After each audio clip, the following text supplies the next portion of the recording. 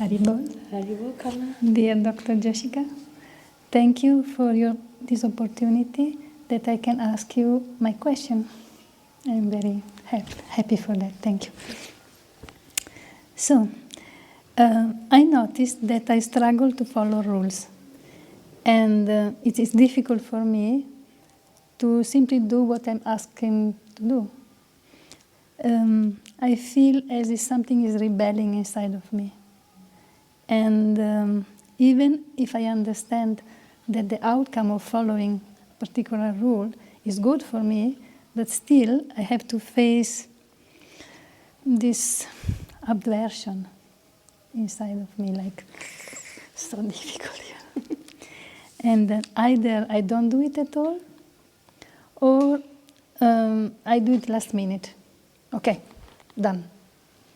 So to improve, I try to organize my time better. I write on my calendar the time when I have to do something, and then I try to be more attentive. And but many times I was not successful. I always end up in doing the thing last minute. And then my question is, what is the root cause of this difficulty? And like procrastinating and having this aversion in following the rules, and how to deal with the rebellious feelings and which arise inside of me when actually I'm asking to do something. Can be also a small thing, not big, like write only up to here, or for example, just keep few words, answer on the point. Already this is something that I face difficulties in doing it.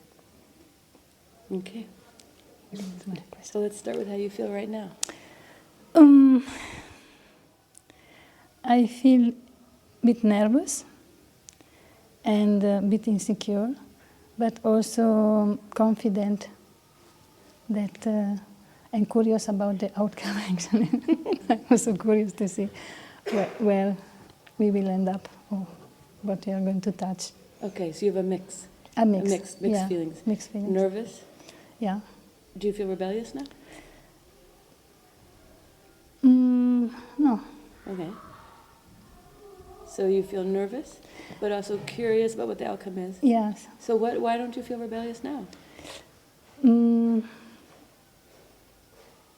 Because I trust. Trust what? I trust you, and I just want to be curious where you can lead me. So I don't feel rebellious. I'm happy to do that. I'm agreeing in do that. You agree. And do you remember what the instructions were for writing the letter?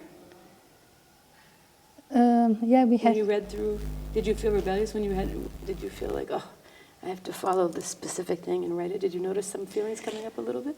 I mean, would you have liked it better if it's just write a letter about anything? Or how did you feel when it's like, do it like this? No, yeah. Do it like that? No, not like that. Yeah, I feel how did you feel? Restricted? Restricted, yeah. Okay, tell me more about that. Restriction is like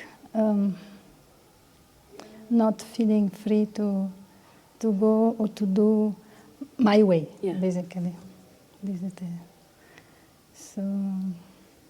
So is that when you're looking back, even if it's a small thing, if somebody asks you to do something in a certain way or at a certain time, does that rebellious thing come up? Like, oh, why are they trying to constrict me? Yeah. Why can't I do it my way? Yeah, I feel uncomfortable. Uncomfortable. With that.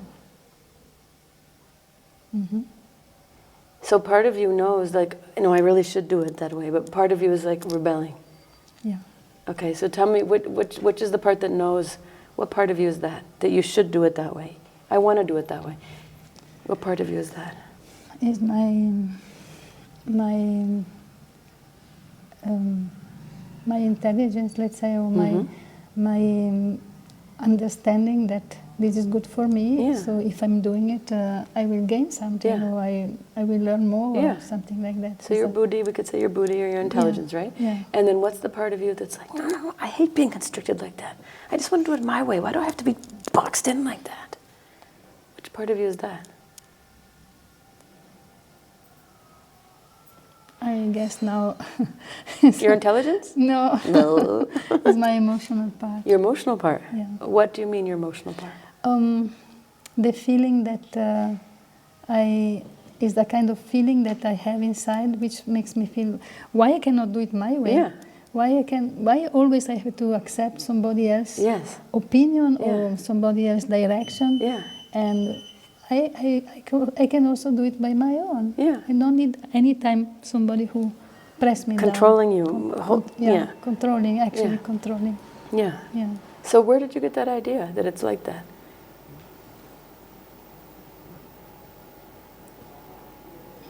Where does that idea come from that you're being controlled and you can't do it your way? Maybe my mom was somehow Controlling? directing my day and when and how to do things all the time, basically. Like what? Like I have to give an example. Yeah, I'm just trying to get an idea because in my mind, mom should be telling you what to do, right? Because otherwise, you're gonna grow up like a wild monkey. Yeah. You'll be jumping on the tables and the beds and throwing things on the wall and being like, "Whoa, this is fun." So what's wrong with your mom telling you what to do? Maybe because she was shouting. Ooh. She was shouting. Most of the time, she was not talking nicely. She was, don't put the shoes there. Oh, how many times I have to tell you to come earlier? Or some kind of, direction thrown like shouting at you. Shouting and imposing Yeah. and not explaining, most probably. I cannot remember. Okay. So what type of mother is that if you have to think about the parenting style? Is that the authoritative mother, the one who is warm and loving and explains? No. Is that the neglectful mother who ignores the child? No. Yelling. If she's yelling at you, then she's not neglecting. She's not neglecting. Right. She's more like authoritarian. Right? They're harsh without any warmth, without any explanation. Very cold. Yeah. Very cold. Very cold, and this means what? Rules. Rules. And no any option. It's like this, and that's it. Can you think of a time when it was extreme? As a kid, you were like, this is too much. Whatever rule you had to follow that seemed really like there's no option, but you didn't agree with that. But you had to follow it. What came in my mind now is the choice of the school that I have to go. I didn't like it at all, completely. But I didn't have option, It was like an order. You have to do that because you are a lady, you are a girl. In 3-4 years, anyway, you are going to marry. Why I have to pay for you for so many years of studying? What you like is not... Doesn't matter. Doesn't matter because it's not giving to you a good living. Because I like art. You wanted to do art for school? And your mom and dad, or just your mom, said no? Both of them? Or? No, my father mainly. Your father said no? Yeah. He said, you cannot survive with just painting. And he was not really supporting that your swabhava. Tendency, my Yeah, your tendency. Yeah. So, okay, so your mother would yell at you, yell the rules at you and not explain. So that was very harsh. And when she would do that, would that make you feel rebellious then? Like, this is so stupid, why can't I do it my way? Yeah. Yeah. I was thinking, I just wait the time that I'm growing up to go away, I cannot stand it anymore. This was difficult to... Just suffer through that and repress yourself in a way. And then on top of that, your swabhava, which was art, you loved art and expressing yourself in that way. Your dad's like, too bad, nope, you're not going to school for art. Why should we invest in you? You're just going to get married anyway, so what's the point? So on both sides, both parents made you feel, I think, it sounds like controlled, contained, like that you couldn't really express yourself. Yeah, And did you do some rebellious things as a kid? yeah, many. Many things. So you fought back when you could in a way. You rebelled. Yeah. For example, when they want me to dress like they like, Yeah. I was dressing and then I was going in the cellar, The what? go down. Oh, the cellar, the cellar. basement. Yeah, in the basement, remove the cloth, hiding in the bag, wear my jeans, Oh. and then go out as I wanted. Oh. And one time I forgot to change. And they got you. Who got you? Your mom or dad? My mom Oh. got me. And yelling? Yelling, and then at that time my grandma was there. She protected me, but so this type of things, they were kind of common for me to try to What you call rebel. rebel. Which yeah. another person might call to express yourself. Yeah, maybe this is the better word to say. Yeah. Yeah. If you want to wear jeans or if you want to be an artist, what's so bad about that? For me, nothing. Actually, I really love to do that. Mm-hmm. I love the colors and the nature, and so it was very satisfying to me to draw something or to go in the nature and observe the colors, something like that. You know. Did you ever tell your dad, Dad, I want to be an artist and I love art. Yeah, Please yeah. let me go to this art school. Yeah, yeah. And what did he say? He said, as I told before, is this not a good way to, you will never earn the money that you need. And either you are really very good or you cannot succeed. And then it's just a waste of time. And he didn't have any trust that I could succeed, and also because I have to go in another town and stay out of the house, and he didn't want that. He didn't want that, absolutely not. So it sounds like both your mom and dad had some very strict, harsh rules for you. Yeah. They didn't really attune to you at all. Mm-mm. It's just these are the rules. You play by these rules. Yeah. And they didn't support my they didn't see dreams. you. Actually. Yeah, they didn't support your dreams or even your basic needs. It's normal to be a kid and want to wear jeans. What's so bad about that? It was not decent for society according to their ideas. Yeah. So you learned. It sounds like that their rules were unreasonable. Yeah. Right? At a pretty young age, their rules are unreasonable. Mm-hmm. So I'm going to just have to do what I want. Yeah. Right? Yeah. Why can't I do it my way? And it looks like you learned how to do it your way. Somehow. Yeah. Yeah.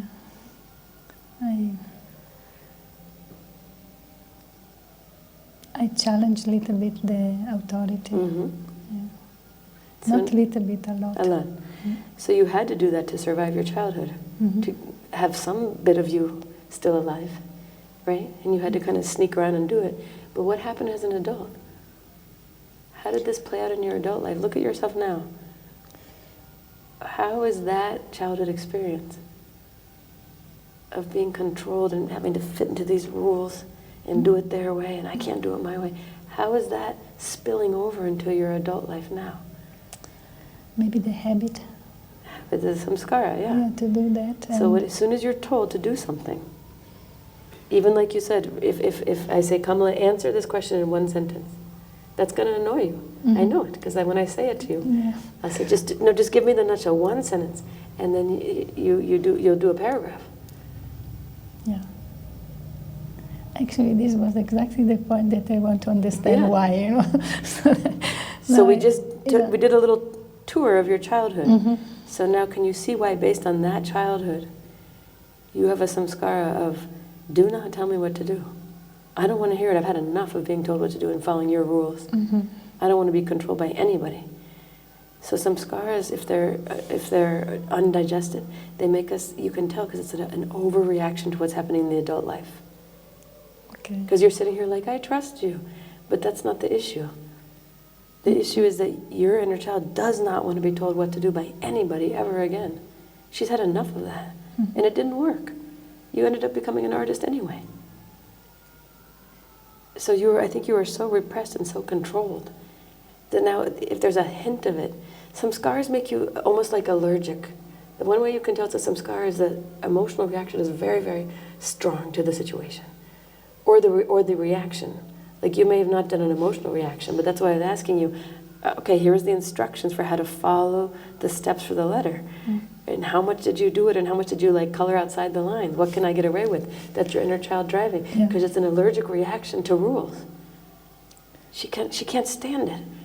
Because the rules were unreasonable as a child.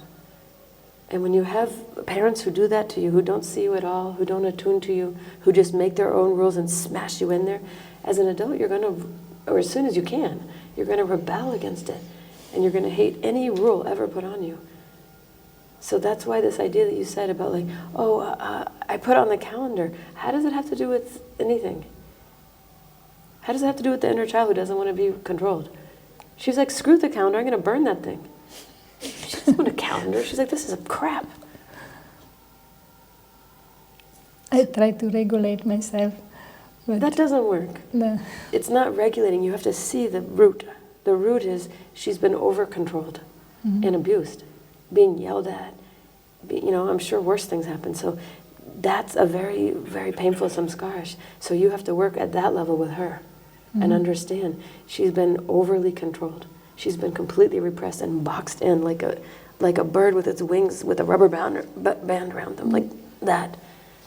And she'll never forget that. Even though she's here at an ashram, she's free completely. Her mother and father aren't even alive, but she's acting like that. Anytime some rule comes, she's going to purposely go against it when it doesn't even make sense. It's just a rule. And she's like, that's enough. I'm not in that cage. Yeah, this is exactly what happens inside. Yeah, that's what happens. So to try to regulate it with a calendar or something, that's not the solution. You have to look and see who's the one who's upset and why is she so upset. She's been unfairly, harshly controlled as a child.